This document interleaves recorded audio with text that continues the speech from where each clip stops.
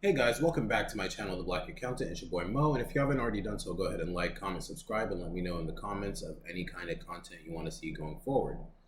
So now that we got that out of the way, um, hello. It's been a minute since my last upload, but today I wanted to kind of talk about my opinion on the perceived role of a man in society today.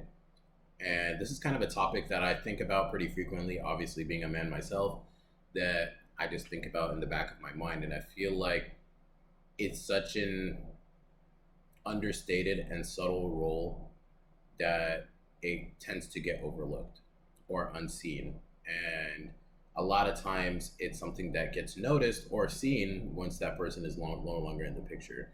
And unfortunately, we tend to hear a lot about the toxic side of masculinity. We tend to hear about the victimization of women, but we never really look at the healthy side of masculinity and what it should look like. So I'm just going to attempt to give my take on that. I really would like to do this topic justice. So if I don't articulate it well enough, know that that's just from me. Um, I think there might be many better resources out there, but I'm just going to try to give my little bit of an opinion on it. So, and again, I want to kind of emphasize that this is an opinion, it's subjective, it's a YouTube video, it's literally a channel where I talk about my opinions on things. So feel free to disagree. You know, you can, if you want to start a dialogue on that as well, you could always comment that in the comments. But I think the role of a man comes down to three major themes. And I think I would say that they would be security, emotional stability, and discipline. And I bet some people just scoffed as soon as I said that, but I think in a realistic scenario, but also in somewhat of an idealistic scenario, I believe a man should have these three qualities specifically because um, they're sort of the foundation of manhood, in my opinion. So I'm gonna start by talking about security first. So what does security mean? Security generally means, to whoever it might concern, there's financial stability, and then there's emotional stability, which I think I'm going to talk about second, and then there's also self security, which is something both sexes should have, and everybody should have in general. Is self security, is being very well known in yourself or very grounded in yourself, that you're not looking for specific validations from others. But that's its own topic. So, to the financial security, what does financial security actually mean? I recognize that in today's world, it's really, really difficult to survive on the old tradition or custom, especially in Eastern cultures, of one man or one person, head of household, providing, and everybody else is just kind of at home, where the mother is doing like the traditional house role, and then, you know, you have your kids and such and such.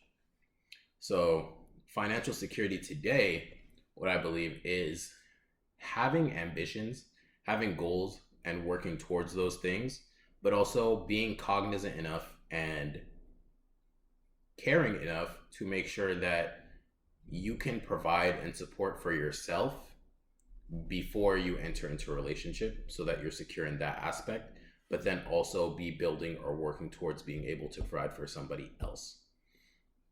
And I think this is really an understated role, because a lot of times now we have men overvaluing themselves, women overvaluing themselves, and thinking that everybody needs to be wealthy to be successful, or to be financially stable, or to be worthy of a relationship.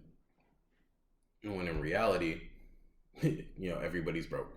You know what I'm saying? It's like, so it's up to you if you want to stay broke, or if you want to work towards getting somewhere else.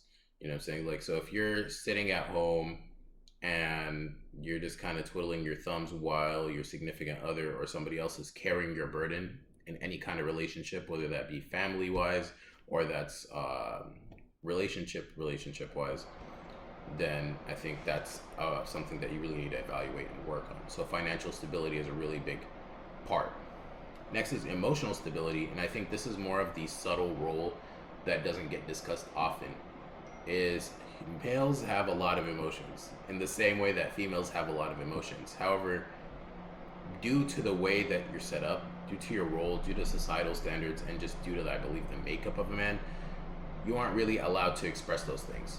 And a partial amount of that is just toxic masculinity, but a good portion of it is for good reason. And I would say that that reason being is heading a household or being in a responsible situation. So I'm going to go ahead and give an example of me. If you know or don't know, I come from a rather large family of 9, and I'm one of 7 kids. So I'm the oldest son, and I have 3 brothers and 3 sisters.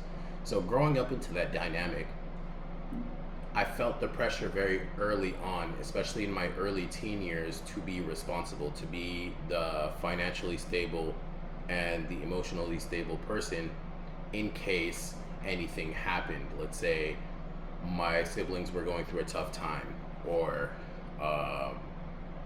even down the line into the future, anticipating the possibility that things not might work out, or if my father, knock on wood, had passed away or something, I would have to head the household. And then being in that mindset makes you start thinking about financial stability and getting a job and working and doing all these things from a very young age, and then being able to listen and be a voice of reason. So those are things that contributed a lot to my growth and me as a person. So when we talk about emotional stability, I think a big part of the role of a man is being able to make people feel secure in that regard, and also being able to communicate in a different way. So as I had stated earlier, as a man, it feels like you generally can't express your emotions, not because it always looks wrong, but because of the actual repercussions that happen. In an ideal world, you could always, everybody just shares their feelings and it's kumbaya and everybody listens. But the reality of the situation is there are certain things that happen in the male-dominated circle or within male circles in itself that you can't come and carry home. So say me as a man, I have a lot of experiences, especially negative experiences that have happened to me in my life. But I can't come home and put that all on my siblings. I can't come home and put that on my kids. I can't come home and put that on my significant other. Why? Because now I'm burdening them with problems that they can't deal with. For kids, it'll be you're giving them worries that they shouldn't even be anywhere near yet because you're the adult in the situation. For your spouse, you're causing your spouse or significant other to start worrying about you in a way that could potentially make her stop respecting you or respect you a little bit less.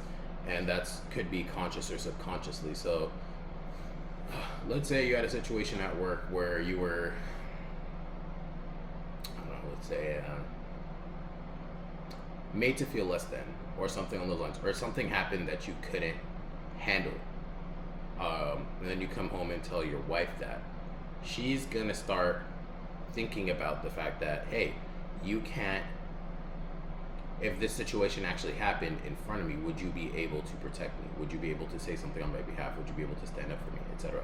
Like I don't think that example itself is articulate or clear enough, and I'd really like to do this topic justice, so I might revisit and then give another example of that. But it's a sad feeling of knowing that you're kind of at the top of the totem pole. You know what I'm saying? People can come to you with their problems, but you cannot come to them with your problems because they generally tend to be outside of the scope of what they can handle. And that's what I mean as a partial part of emotional stability, is being able to provide that for others. And then the third thing that I want to talk about was also discipline. So a huge part of a man's role, especially I think this ties more into having kids and relationships, is providing discipline. So as I had mentioned earlier, you don't really communicate as much verbally or in a physical way. It's more communicated in a subtle, action-oriented way. So it's less about what you say and more about what you do. And I think that's where that kind of discipline comes in. So let's say I have a son, and you don't generally have as much of a luxury of being as nice with your kids as you may have used to. Being with your kids now is, especially if you have a son or if you have a daughter, is teaching them how to navigate the world. And that doesn't mean being hard with your kids. I really hate the approach of, I'm tough on my kids because the world's going to be tough. the world's going to be tough regardless. You know, it's like they will always experience their share of hurt and pain. You don't need to contribute to that as a parent. All you need to do is really be a guiding post. And what does it mean to be a guiding post? Is as a father, sometimes you have to put your emotions on the back burner, and you have to put your kids' emotions on the back burner to get to the reality of the situation. So like, even if I know that you don't like something or don't want to do something, but I have the foresight to know that this is something that's going to help you, that's what I need to do. So it's like, it's less so catering to the emotions of the people, even though it might be to your detriment or might hurt you emotionally. You still need to do it because your role is to make sure that these people grow up straight.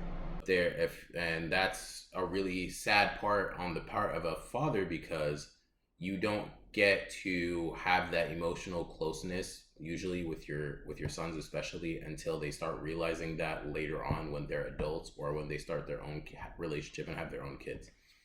So that's the main kind of generalized topic that I wanted to talk about. I know there's a lot more nuance there, and I might end up doing another part 2 when I'm able to articulate it a bit better, but I just kind of want to put this thought out there. So let me know in the comments of any kind of thoughts and comments you have on this video, and then let me know of any kind of content you want to see going forward. See you guys later.